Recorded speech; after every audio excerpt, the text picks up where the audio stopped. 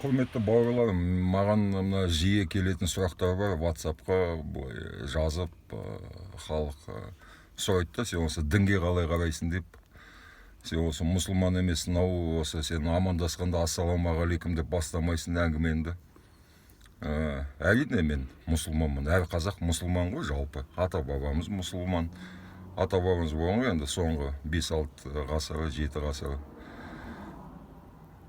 Иә, бізді жаназамызды шығаратын мұсылман молдалары, иә.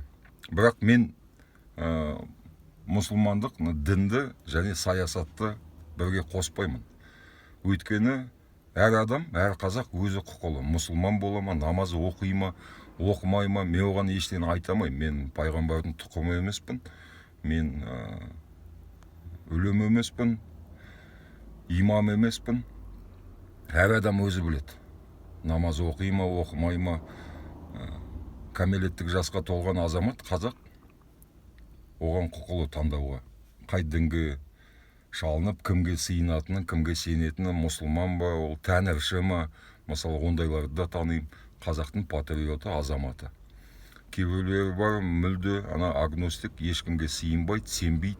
Бірақ ұлттық сана сезімі бар, ұлтшыл қазақтар. Маған да сол саяси жаңағы философиялық көзқарасы ұлтшылдық болса, ұлтшыл болса, сол жеткілікті. Ар жағын өзі біледі. Мен оны сұрамаймын. Мен мысалы қазақпен кездескенде сұрамаймын, сен намаз оқисың ба, руың кім деп сұрамаймын. Ол әр адам, әр қазақ өзі біледі, ол оның жеке жұмысы ол. Сондықтан сөйтіп бөліспекші. Бастайды, мен міне таза қазақпын, мен мұсылман, мен намаз оқимын. Алар намаз оқымайды деп. Ол намаз оқымаса да, ол патриот бар ондай. Кейбіреулер бар, намаз оқиды, бірақ ол патриот емес, ол көзқарасы мақтабасы. Ондайлар да бар, мен білем. Сондықтан ол көрсеткіш емес. Ол әр адамның ол жеке өзіндегі, ішіндегі, кеудесіндегі иманы, діншіл көзқарасы, оған әр адам өзі жауапты, өзі жауап берер. Ертең о дүниеге аттанғанда, қазіргі мына жерде жүргенде пендешілік атқарып, бөліспей қойықшы. Мен мұсылманмын, сен мұсылман емеспісің деп. Біз қазақпыз, бәріміз қазақпыз. Маған қазақ мен ұлтшылмын десе болды маған. Болды, сол маған айналайын бауырым болып көрінеді. Ар жағын мен оған түрміскілеп іздемеймін, қандайсың деп сол. Мұсылмансың ба, мұсылман болса оның ішінде кімсің? Матхалитсің ба, Коранитсің ба, Салафитсің ба, ол әр адам өзі біледі. Оны араластырмайды. Біздің жұмысымыз, біз атқарып жатқан жұмысымыз дінге қатынасы жоқ. Біз сепаратист шовинистермен айналысамыз.